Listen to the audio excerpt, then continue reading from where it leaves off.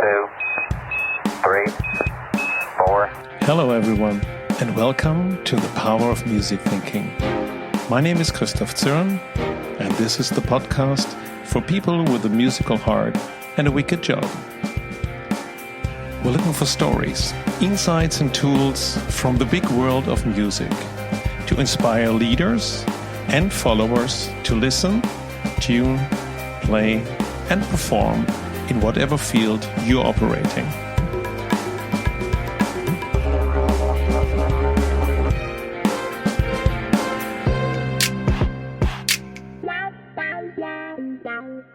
Before we dive into today's special episode, a quick request.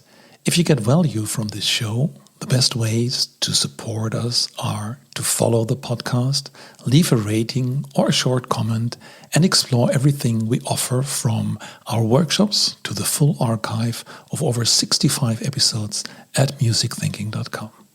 Okay, the word orchestration is everywhere in business right now. We see innovation orchestrator, data orchestrator, change orchestrator. It's become a strategic, let's say, for now, buzzword, and many are using it. Just search for the term on LinkedIn.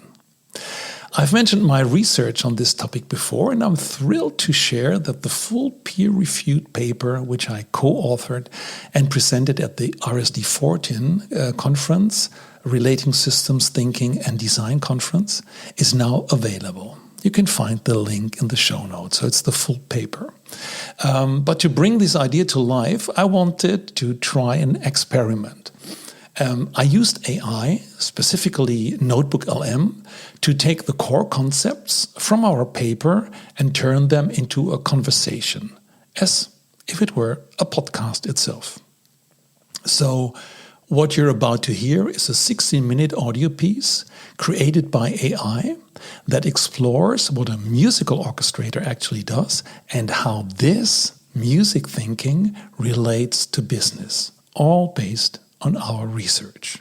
It's a fun experiment, and I think it's the perfect introduction to why this concept is so critical for leadership today. Okay, let's listen.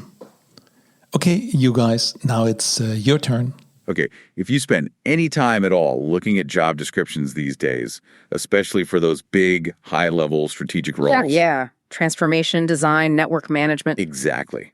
You are seeing one word popping up absolutely everywhere.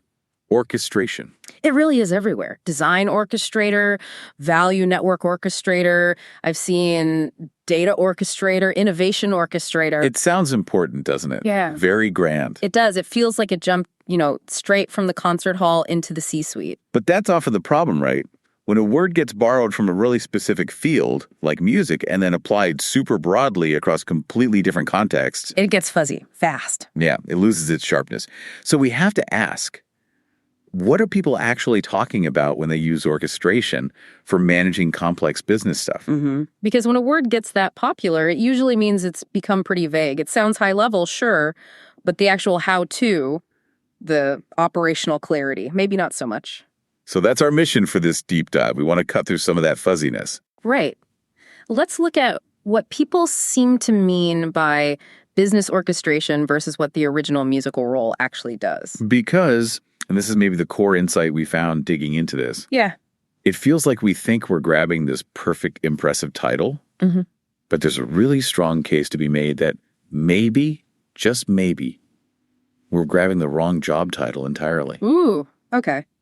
Intriguing. So where do we start? The music itself. Let's go right to the source. Classical music. Yeah. Because in that world, these roles are not interchangeable. They're specific. They're defined. And the differences really matter. Creatively, financially, it's all quite distinct. Definitely. So to get this analogy right, we need to lay out the key players, let's say the essential four classical role. Okay. You've got the composer, the orchestrator, the arranger, and the conductor. Right. Let's start at the top. The composer. The originator. The visionary, really. Mm-hmm. The person who comes up with the core musical ideas, the melodies, the harmonies, the initial concept. Like maybe a modern film composer, someone like Hans Zimmer. That's a great example. He's talked about working with the feel, the concept, maybe just sketching something on a keyboard or creating a digital demo, not necessarily writing out every single note on sheet music initially. So they provide that creative spark, the big idea. Exactly, the central vision, the emotion. Okay, so the composer gives you this spark, this sketch. But how does that turn into something, say, 80 professional musicians can actually play together? There's a huge gap there. And that is where the orchestrator comes in. And this is the role we think the business world might be misunderstanding. Okay.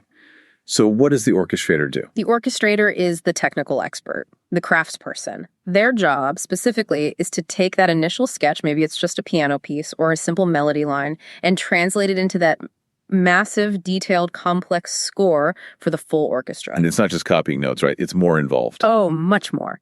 It's deep technical planning. They're making really practical, functional decisions based on how instruments actually work. Well, they have to make sure the parts literally fit together. Not just sound nice, but are playable. They're thinking, okay, is this trumpet part written too high? Can a player actually sustain that? Or are we going to completely exhaust the French horn section if this passage goes on for another page? I love the detail about making sure players can breathe. You have to. Especially for wind players. Does the oboe player actually have a moment to take a breath between phrases? It's all about detailed, practical, technical planning. Balancing the sound, yes, but also ensuring it's physically possible and sounds good with live instruments. Okay, and here's what seems like the absolute critical point for our discussion today. The orchestrator's main job, their primary directive, is fidelity, sticking strictly to what the composer intended.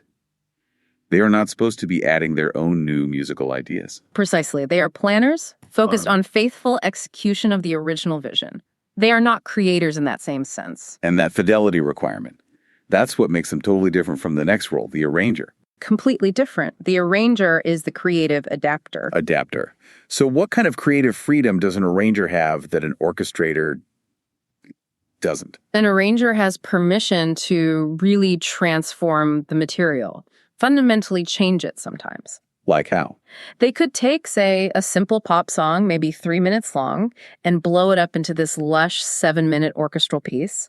They might add a whole new introduction, change the harmonies completely, mess with the rhythm. To fit a new purpose. Exactly. Yeah. Maybe for a big stadium show, or a jazz ensemble version, or a film score cue.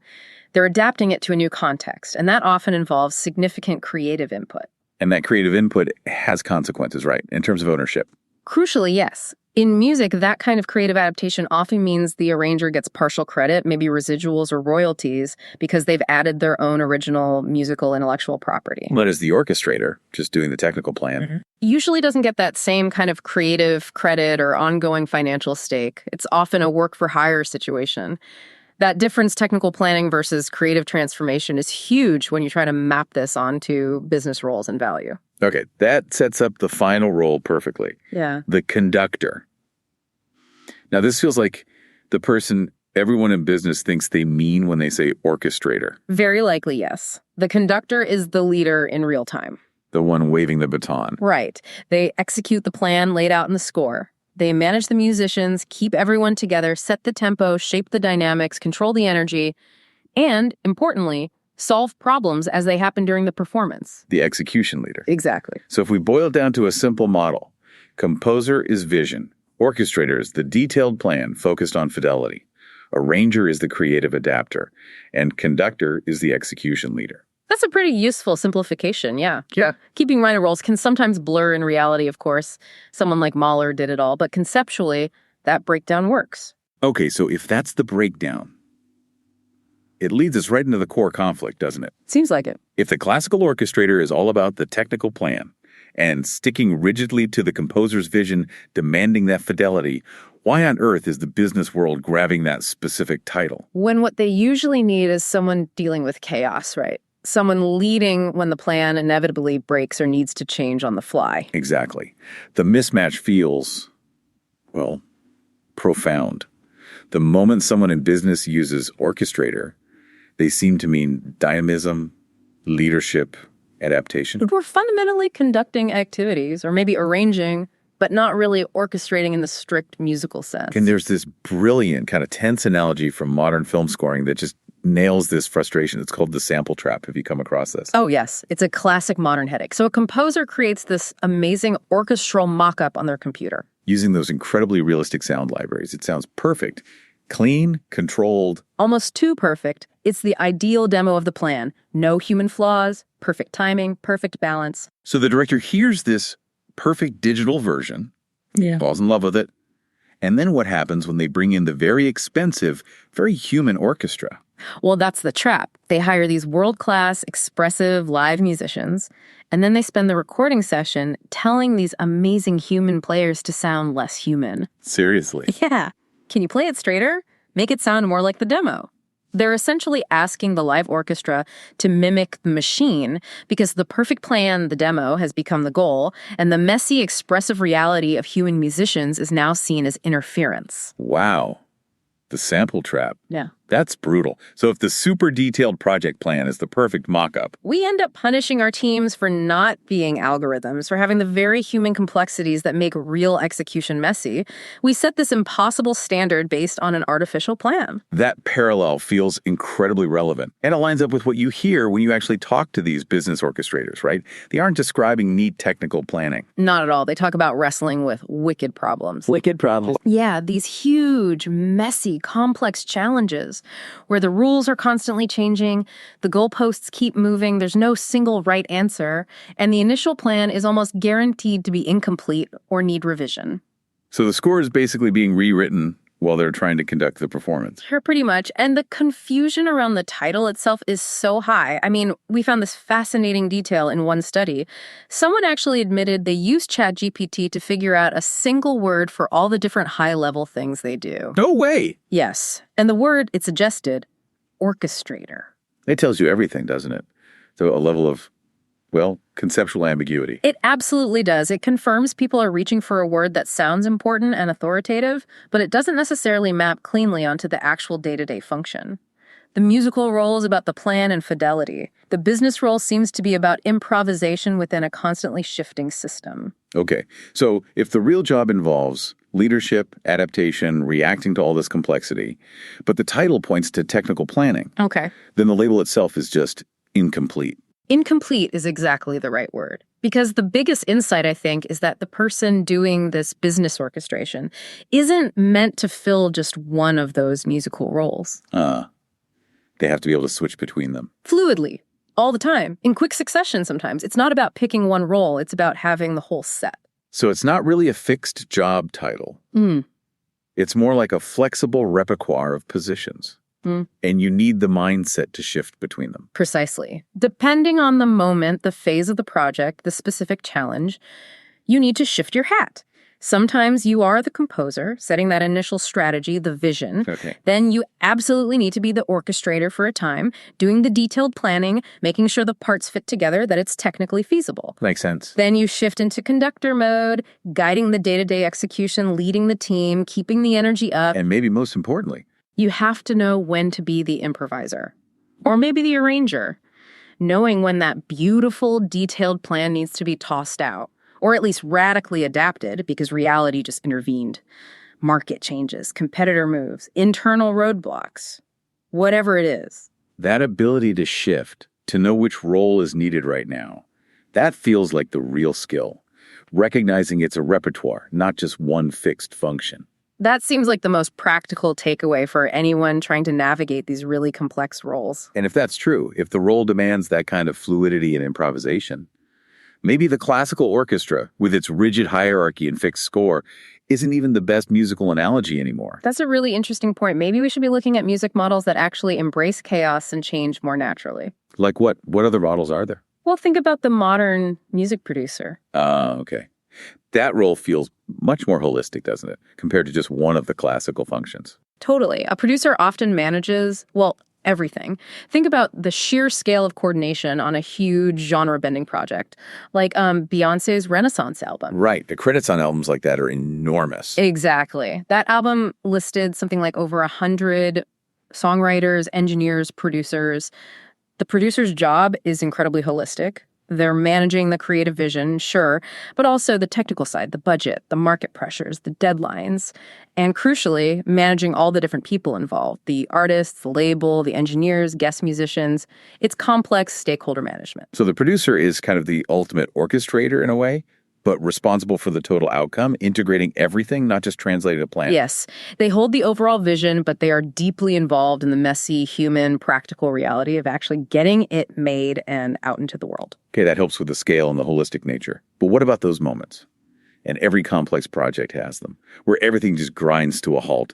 Deadlock, analysis paralysis, the team is just stuck. For that, the music world has an even more fascinating, maybe more niche, but incredibly relevant analogy for breaking that kind of organizational deadlock. Oh. It comes from the world of experimental music, specifically composer John Zorn and his concept of the game piece. One famous example is called Cobra. A game piece? That sounds interesting. Yeah. Rules for improvisation. Isn't that a contradiction? Not really a contradiction, more like a structured framework for improvisation. Cobra isn't a traditional score with notes. It's a set of rules, signals, and structures that guide how musicians interact and improvise together. And within this system, there's a really unique role, essential for navigating complexity: the prompter. The prompter. Okay, how is that different from a conductor? The prompter is more of a facilitator than a dictator. They use hand gestures, maybe cue cards, to signal different rules or sections of the game piece, subtly guiding the group, influencing maybe texture or tempo or density. But here's the key difference. Unlike a traditional conductor where the communication is mostly one way, in Cobra, the musicians can also signal back to the prompter. They can indicate preferences or what state they're in. It's much more of a two-way, democratic, fluid communication system. Interesting. So the prompter is facilitating, listening, like a good meeting facilitator maybe. Yeah. But they have a specific job beyond that. They have a unique value proposition, the authority to break deadlock. Instantly. How does that work? If the musicians, through their collective improvisation, get stuck, maybe they fall into a repetitive loop or the energy just completely dies, the prompter has the designated authority to make a call. They throw a signal, introduce a disruption, and basically force the group onto a new path instantly. No debate, just a necessary jolt. Wow, that sounds like a role every strategic planning meeting desperately needs. Someone whose sole job is to spot stagnation and have the authority to just force a pivot. It's an incredible model for managing complex systems where getting stuck isn't just possible, it's almost inevitable. It prioritizes intervention and adaptation over just sticking to the initial framework no matter what. Okay, so let's try and wrap this deep dive up.